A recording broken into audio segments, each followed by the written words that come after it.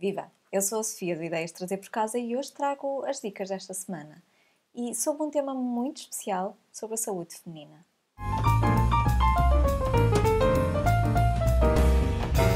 Escolhi este tema porque esta semana, dia 28, se celebra o Dia Internacional da Saúde Feminina. E que me desculpem os meninos, mas este é dedicado especialmente para as meninas. E quero começar por aquelas escolhas que eu de alguma forma fiz ao longo do tempo pela minha saúde e em particular nesta área da saúde, porque sou uma mulher. O que faço então para cuidar da minha saúde nesta perspectiva? Em primeiro lugar, não tomo a pílula. Há muitos anos que o faço, que tomei esta decisão pela minha saúde. Não estou a dizer para não a tomar, estou apenas a dizer como em qualquer outra decisão importante na nossa vida e pela nossa saúde, é importante que esta decisão seja tomada de forma informada. Então procure mais informação junto daqueles que a têm e ouça vários lados, não apenas um profissional de saúde, ouça outros também, procure mais informação. Se existe um tipo de cancro que cuja probabilidade dele surgir na mulher é muito mais reduzida ao tomar a pílula, existem outros, e aqui no plural, cujas probabilidades aumentam.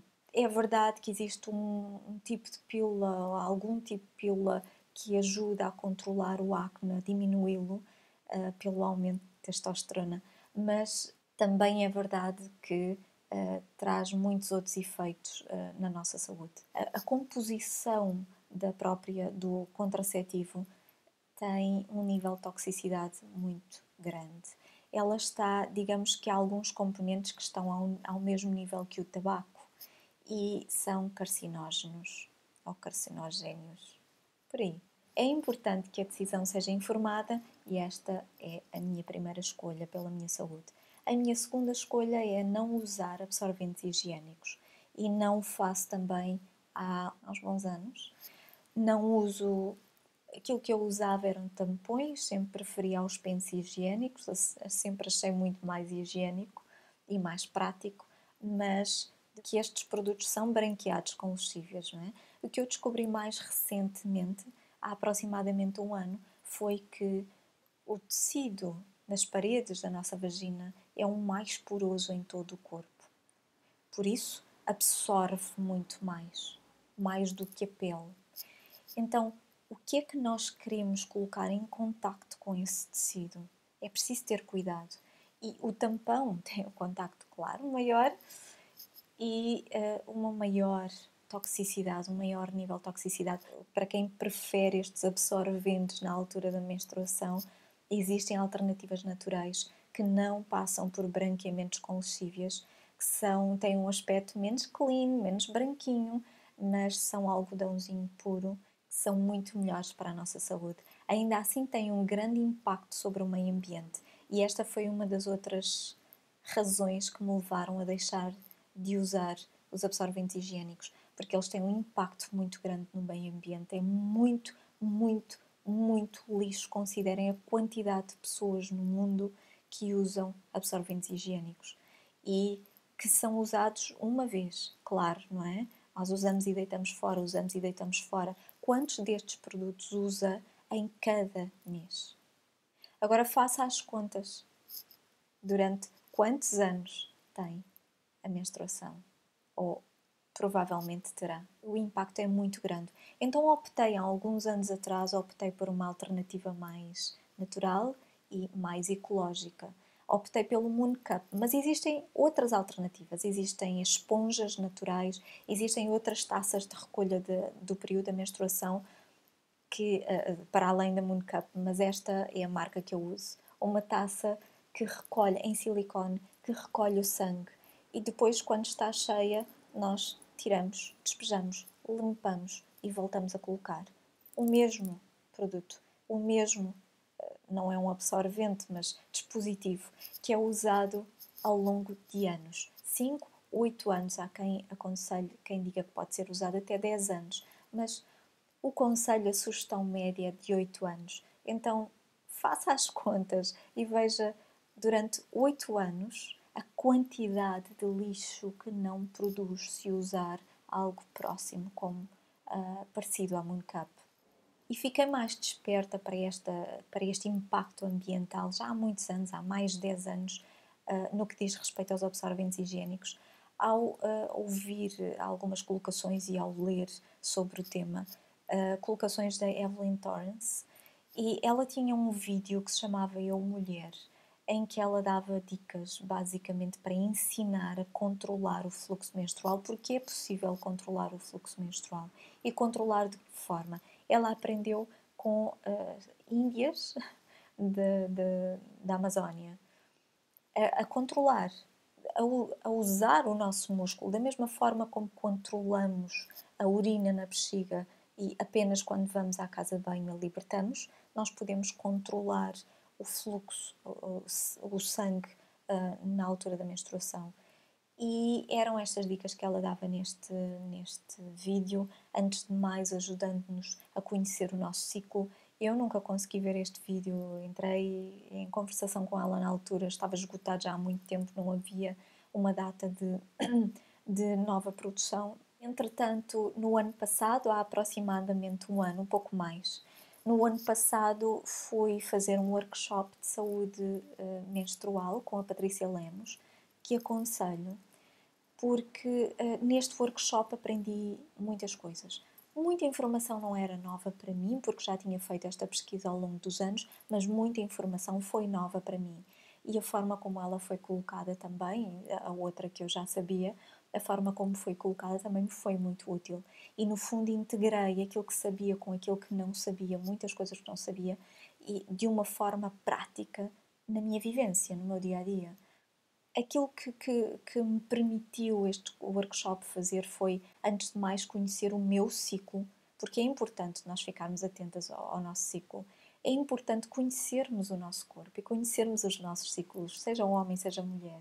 Antes de ter sabido do vídeo Eu Mulher da Evelyn, já tinha lido sobre a importância, ou ouvido sobre a importância de fazer o nosso mapa mensal e ver qual a duração do período de menstruação, qual a duração, onde é que calha o quê, quando calha que etapa deste ciclo. E nunca tinha feito. Por esta altura do workshop, então eu fiz, dediquei-me a fazê-lo. E foi muito útil para mim conhecer um pouco mais e associar as etapas do meu ciclo a determinadas alterações, que eu já tinha esta ideia.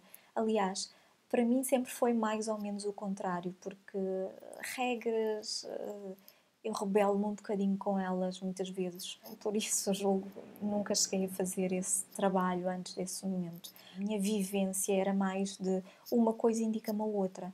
Não fiz o mapa para perceber que naquele momento estava naquela fase do meu ciclo, mas eram mais outras indicações, outras determinados sintomas, determinados sinais que me davam indicação em que etapa estava do meu ciclo. De qualquer forma, uma coisa é nós termos esta ideia, esta noção assim, um bocadinho solta, um bocadinho no ar na nossa mente. Outra coisa é nós associarmos isto às informações que nós aprendemos, que nós recolhemos, e fazermos esta ligação e compreendermos um bocadinho melhor. E isto é muito útil, extremamente útil, para não só notar as alterações, mas identificar a causa das mesmas, para estarmos então mais envolvidas, de uma forma mais ativa no nosso bem-estar, na criação do nosso bem-estar. E este bem-estar é não só pessoal, mas também um maior bem-estar nos nossos relacionamentos com os outros. Porque é tão importante, porque nós sabemos muito bem, podemos não conhecer muito bem o nosso ciclo, mas nós sabemos que existe uma coisa chamada de síndrome pré-menstrual. Na generalidade dos casos, nós sentimos uma grande alteração neste momento do nosso ciclo, especialmente se nós não tomarmos, se não fizermos qualquer tipo de substituição hormonal. Existem estas variações que naturalmente têm um impacto grande sobre a nossa forma de nos relacionarmos com o mundo em volta. E se nós estivermos mais atentas, se nos conhecermos melhor para adaptarmos as nossas tarefas, a nossa agenda, para adaptarmos a nossa vivência a estas variações no nosso ciclo, tudo fica muito mais fluido. e pode resultar muito melhor. Então, por tudo isto e mais, ainda que eu possa não me lembrar neste momento, vale a pena fazer algo deste género. Fazer um workshop com a Patrícia sobre a saúde menstrual, por exemplo. Ela tem outros workshops, outros eventos, mas neste especificamente para este tema é muito importante para nós nos conhecermos e para um maior bem-estar e uma melhor saúde. Deixo ainda outras dicas. A sugestão de ouvir os vídeos, de ler os livros da doutora Christiane Northrup, ginecologista e obstetra, que tem escrito ao longo dos anos, ela tem para aí, não sei, uns 8 livros por aí, sobre a saúde feminina, sobre a mulher no geral, sobre o sexo, sim, sobre a idade ou a não-idade biológica. Nós podemos ter uma determinada idade cronológica, mas a biologia não tem de acompanhar esta idade da forma como nós nos habituamos, da forma como nós aprendemos que deve acompanhar. Não deve, não tem. E é importante ouvir a doutora Christiane Northrup, assim como outros profissionais da área que estão mais atentos a esta questão da epigenética, da saúde natural, e que acompanham a ciência neste sentido. E é muito útil e interessante, bastante interessante, porque podemos retirar daqui informações também para outras áreas da nossa vida, mas é muito útil para a nossa saúde, para o nosso bem-estar. Eu deixo diversos links sobre estes temas na descrição deste vídeo. Deixarei um link para um dos muitos vídeos, uma entrevista feita à doutora Christiane Northrup, e que recomendo. Embora o teor, o foco desta entrevista no geral seja a idade, da idade da mulher, da deusa, todas estas informações que são veiculadas, não só neste último livro dela, mas também ao longo desta entrevista, elas são úteis no que diz respeito à saúde feminina no geral, são úteis no que diz respeito também ao homem e noutras áreas da vida, são muito úteis. Veja a entrevista, é à volta de uns 40 minutos, extremamente sumarentes, cheios de proteína, de vitaminas e de nutrientes.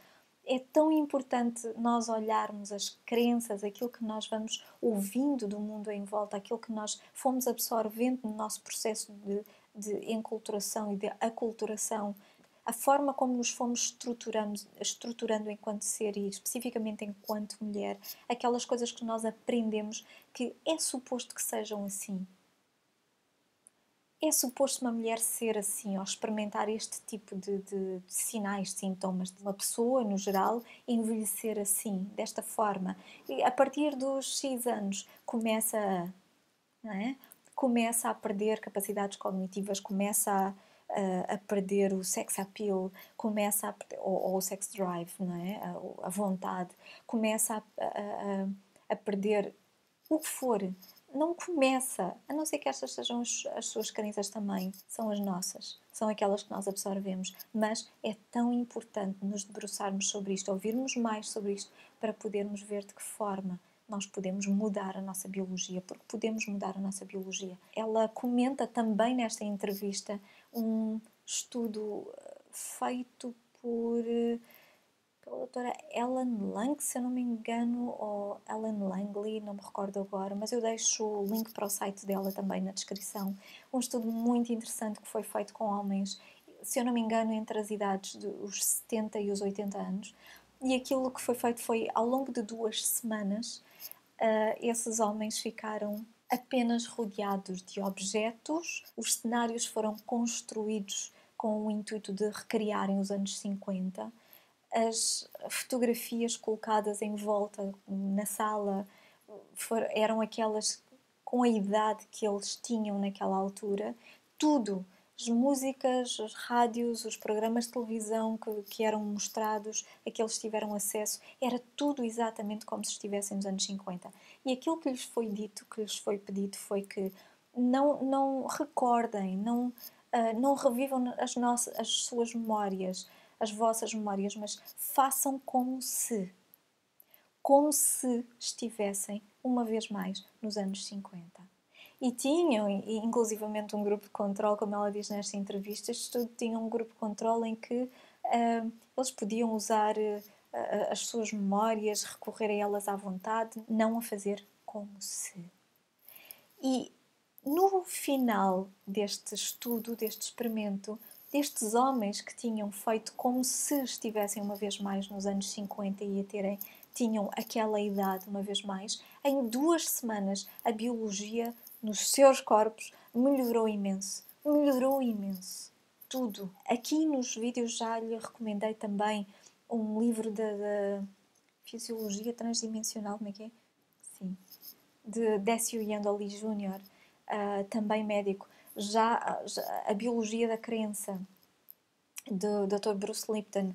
Leia mais, veja, ouça, recorra-se da saturação mental se assim for preciso, porque nós vamos lendo e vamos ouvindo estas informações e não agimos de acordo com elas e vamos deixando passar, a vida vai acontecendo, nós distraímos outra vez e as crenças vão ficando lá porque elas estão lá já há anos, há décadas.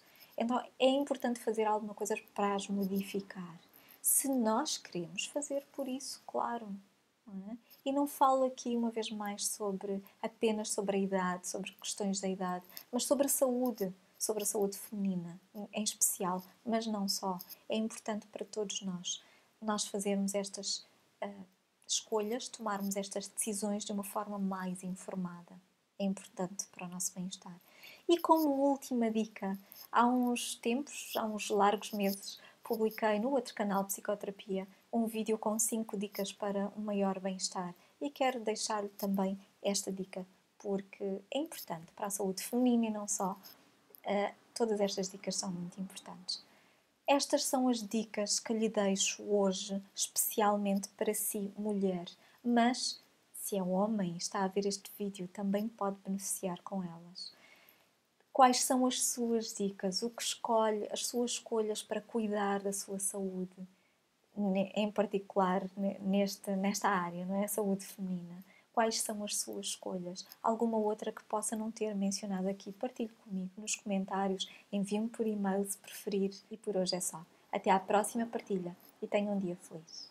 Dia 28, quinta-feira, é o Dia Internacional da Saúde Feminina, mas não precisa ser apenas neste dia. Celebre a sua saúde.